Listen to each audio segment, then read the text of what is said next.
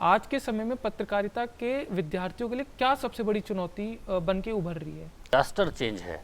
वो इतना ज़बरदस्त परिवर्तन है कि अगर हम आज के युग के साथ नहीं चलेंगे, इस टेक्नोलॉजी से मतलब अवेयर नहीं होंगे, इससे यूज टू नहीं होंगे, तो मुझे लगता है कि हम पीछे रह कि जाएंगे। नारद मुनि की कही हुई बात को देवता भी मानते थे और असुर भी मानते थे। एक बड़ा चैलेंज आज के विद्यार्थियों के लिए है कि वो मुझे लगता है कि समाचार पत्रों को पढ़ना। नमस्कार, आप सभी का स्वागत है वाईएमसी संचार की स्पेशल सीरीज तजुर्बा में। और तजुर्बा में हमारे आज के मेहमान हैं लेखक, शिक्षाविद, समाज सेवी डॉक्टर प्रशांत कुमार। सर, आपका बहुत बहुत स्वागत है हमारे शो में। धन्यवाद हेमंत जी। सर, लगभग 20 साल से ज़्यादा का आपका तजुर्बा है शिक्षाविद में। कैसा रहा आपका अब तक का तजुर्बा और कैसे शुरू हुआ आपका मीडिया में आना? बड़ा ही इंटरेस्टिंग सवाल आपने पूछा, पहला ही सवाल।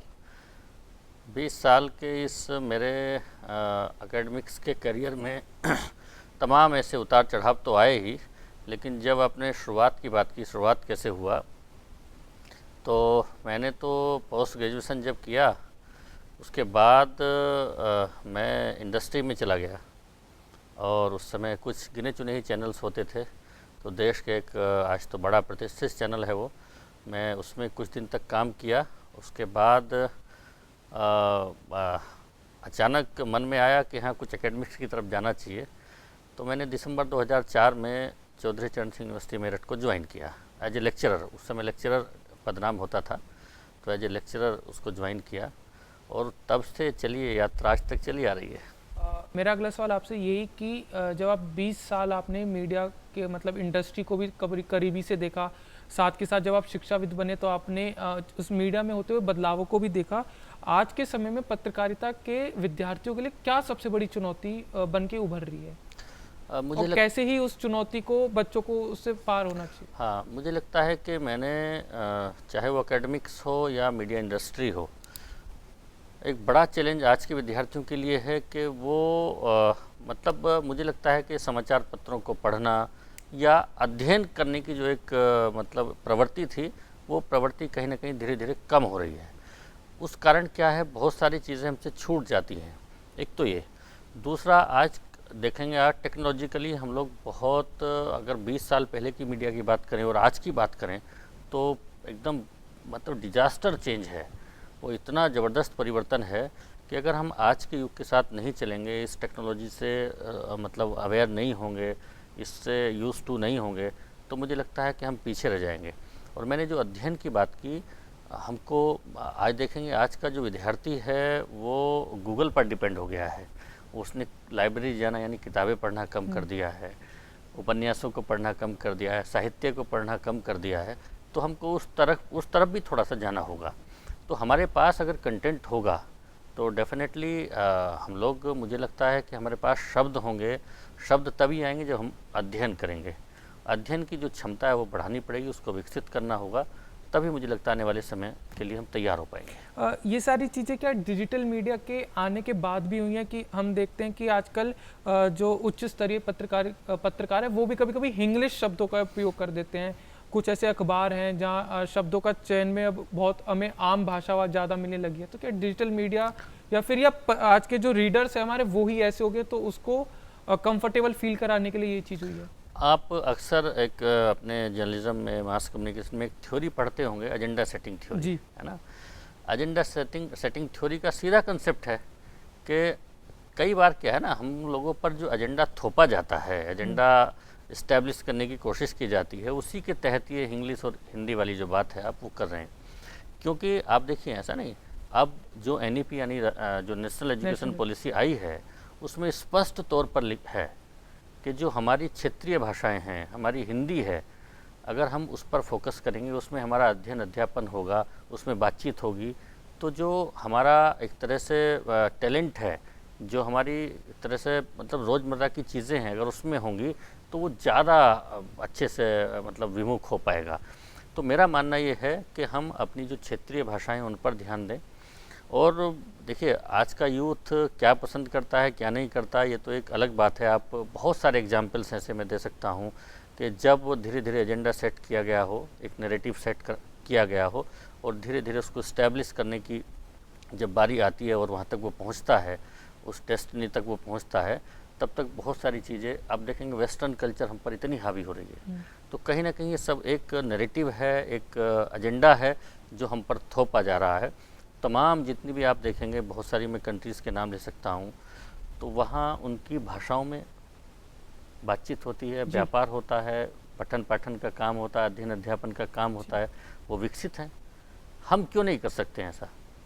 हमारी जो भाषाएं हैं, हमारी जो संस्कृति है, जो संस्कार है, हम उसको क्यों नहीं कर सकते कि अपनी भाषाओं को हम प्रमोट करें, अपनी भाषाओं को हम, अब हमारी कई भाषाएं ऐसी हैं, चाहे वो उड़िया हो, चाहे वो कन्नड़ हो, चाहे वो तमिल हो, चाहे वो बंगाली हो, चाहे वो मराठी हो, संस्कृत भी हमारी। तमाम ऐसी भाषाएं हैं, जो क्षेत्रीय भाषाओं की बात कर रहा हूँ मैं, तमाम ऐसी क्षेत्रीय भाषाएं हैं जो बहुत समृद्ध हैं, बहुत समृद्ध हैं।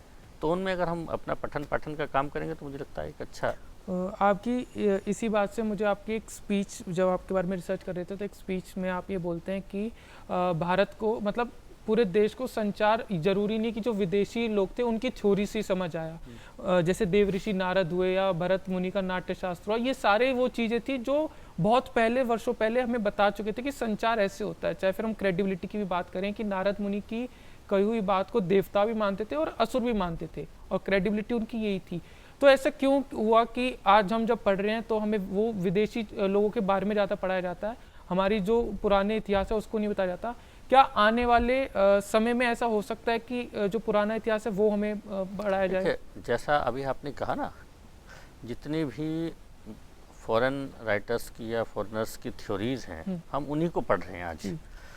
अभी एक इसी विषय पर एक मेरी किताब आई है, एंशिएंट भारतीय communication patterns, basic foundation of communication. तो आप देखेंगे उसमें हम लोगों ने ये रिसर्च करने का प्रयास किया है कि जो हमारे पायनियर कम्युनिकेटर्स हैं, नारद जी नहीं जी। आप कृष्ण जी को देखिए, वो तो हर क्षेत्र में कम्युनिकेशन ही नहीं, वो तो आप देखेंगे मतलब डिप्लोमेटिक, कितना ज़बरदस्त डिप्लोमेटिक थे वो, एक अच्छे ओरेटर थे, यानी तमाम मतलब एस्पेक्ट्स पर उनकी चर्चा हम लोग कर सकते हैं। भरत मुनि के नाट्य शास्त्र को अगर आप पढ़ें तो उसमें जो 37 अध्याय हैं, उन 37 के 37 अध्यायों में मैं अगर मोटे तौर पर कहूँ तो पैर के नाखून से लेकर सर के बाल तक हमारा कम्युनिकेशन के कंसेप्ट दिए हुए हैं। ऐसे न जाने हम कठोपनिषद की बात करें, अपने वेदों की बात करें, उपनिषदों की बात करें, अपनी ऋचाओं की बात करें, तमाम हमारे, आप देखिए ना, अपने जो श्रुति परंपरा है, आपके घर में भी ऐसा होगा, श्रुति और स्मृति परंपरा की हम बात करें तो श्रुति और स्मृति परंपरा का सीधा कंसेप्ट है, कुछ हमारे यहाँ लिखित में नहीं था, ओरल था सब। वो ओरल ट्रेडिशंस कब से चले आ रहे हैं, वो आज तक हम लोग उसको फॉलो कर रहे हैं। तो जो श्रुति और स्मृति परंपरा है, हमारे वेद भी उस स्मृति परंपरा के माध्यम से लिखे गए हैं, उपनिषद भी उस श्रुति और स्मृति परंपरा के माध्यम से लिखे गए हैं, क्योंकि वो कंठस्थ लोगों को याद होते थे, वो लिख डाले। अब तो मेरा कहने का मतलब ये है कि जो संचार की परंपराएं हैं भारत की, ये तो 100-150 साल का इतिहास है ना इनका, जो फॉरनर्स हैं जी, 100-150 साल पुरानी थ्योरीज और मॉडल्स हैं। हमारे पास तो कितने सारे, कितने मतलब हजारों वर्षों, 10,000 वर्ष, 15,000 वर्ष पुरानी सब चीज़ें हैं। तो मुझे लगता है कि हम अगर उन चीज़ों का अध्ययन करें और कम्युनिकेशन के पर्सपेक्टिव से करेंगे तो बहुत सारी चीज़ें नई सामने निकल करके आएंगी। तो क्या आने वाले सालों में मीडिया विद्यार्थियों का हम देख सकते हैं कि जो एजेंडा थ्योरीज हम बाकी सारी फॉरेनर्स की पढ़ते हैं, क्या हमारी इंडियन की थ्योरीज उसमें ऐड हो? बिल्कुल बिल्कुल, बहुत जल्दी, वर्षों ही नहीं, मुझे लगता है 1-2-3 साल में अब आने वाले देखेंगे तो बहुत विश्वविद्यालयों में, बहुत ऐसे जो रिसर्च के इंस्टीट्यूट्स हैं वहाँ इस पर अध्ययन चल रहा है, इस पर रिसर्च चल रहा है, तो बहुत जल्दी ये सब चीज़ सामने आएंगी। आने वाले समय में आप क्या देखते हैं कि जो मीडिया और पत्रकारिता का भविष्य वो कैसा होगा? क्योंकि हम टेलीविज़न इंडस्ट्री से अब डिजिटल मीडिया पे आ चुके हैं, आने वाला समय कैसा होगा और एआई कितना इम्पैक्ट देगा पत्रकारिता पर? देखिए, मैं बिल्कुल स्पष्ट तौर पर इस बात को मानता हूँ कि जर्नलिज्म का जो आने वाला भविष्य है बहुत उज्जवल है। यहाँ ना रोज़गार की समस्या आएगी। देखिए, टेक्नोलॉजी को उससे हम विमुख नहीं हो सकते, उससे मुँह नहीं मोड़ सकते, वो तो आनी ही है और वो आ रही है, लेकिन उसका सदुपयोग हम कैसे कर सकते हैं, उसको एक टूल के रूप में आप यूज़, या तो आप टूल बनेंगे उसका या उसको टूल बनाएंगे जी। अगर हम उसको टूल बना लें तो निश्चित रूप से वो जर्नलिज्म के लिए एक वरदान साबित हो सकती है।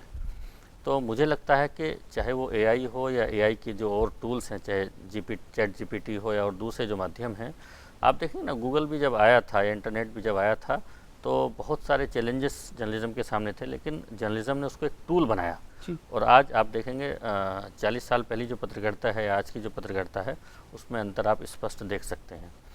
तो एआई भी एक टूल के रूप में अगर हम यूज़ करेंगे तो मुझे लगता है कि जर्नलिज्म का भविष्य उज्ज्वल है। सर, कोई सुझाव आप हमारे चैनल के माध्यम से पत्रकारिताओं के बच्चों को देना चाहें जो पत्रकारिता कर रहे हैं या पत्रकारिता में आना चाहते हैं, तो क्या सुझाव होगा जो आप अपने 20 साल के तजुर्बे में से अगर निचोड़ कर आप देना चाहें तो? मुझे लगता है मेरा सुझाव यही है कि हम लोग थोड़ा सा अपना अध्ययन का जो स्तर है उसको थोड़ा सा विस्तृत करें। सबसे पहला तो सुझाव यही है। और मुझे बिल्कुल नहीं लगता कि मीडिया में रोज़गार की कोई कमी है। रोज़गार की अपार संभावनाएं यहाँ हैं, बशर्ते जो स्किल डेवलपमेंट है, हमारा जो कौशल विकास है, उस पर हमको ध्यान देना होगा। तो हम कुछ ना कुछ ज़रूर सीखें, क्योंकि टेक्नोलॉजी फ्रेंडली अगर हम नहीं होंगे, उससे यूज़ टू नहीं होंगे, तो हम उसके लिए फिट नहीं हैं। तो इन चीज़ों का हम ध्यान रखेंगे। विशेष रूप से मेरे 2 ही ये सजेशन हैं कि हम अध्ययन का अपना स्तर बढ़ाएं और टेक्नोलॉजी से यूज़ टू हों, अपने कौशल का विकास करें, तो हमारा भविष्य उज्जवल होगा। सर, आखिरी सवाल आपसे ये कि आज आपने जेसी बॉस यूनिवर्सिटी के मीडिया डिपार्टमेंट को विजिट किया, साथ के साथ यहाँ के स्टूडियो इंफ्रास्ट्रक्चर को भी देखा, इस इंफ्रास्ट्रक्चर के लिए आप क्या कहना चाहेंगे और कैसे बच्चे इसका ज़्यादा उपयोग कर सकते हैं?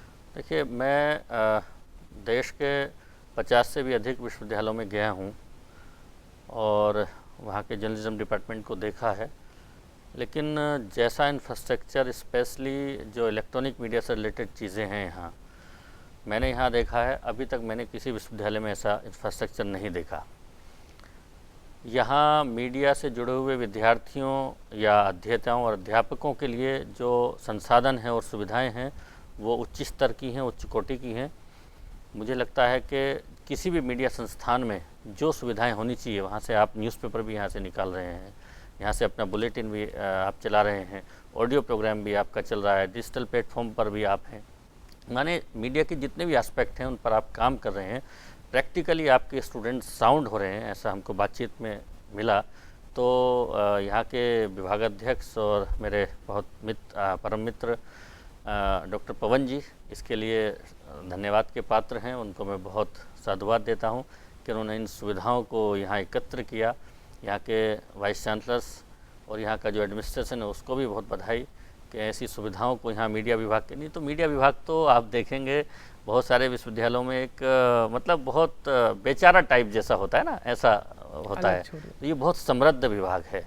यहाँ के विद्यार्थियों को जो सुविधाएं हैं, यहाँ जो संसाधन हैं, उसका अधिक से अधिक उपयोग करना चाहिए, अपने कौशल में विकास करना चाहिए। जितना इसका उपयोग करेंगे, अपनी स्किल में डेवलपमेंट करके आप तमाम इंडस्ट्रीज़ में, एकेडमिक्स में जा सकते हैं। बहुत बहुत धन्यवाद सर अपना कीमती समय में देने के लिए। आज के एपिसोड में बस इतना ही। ऐसी तमाम एपिसोड्स के लिए देखते रहिए वाईएमसी संचार। तब तक के लिए मुझे दीजिए इजाज़त। बहुत बहुत धन्यवाद।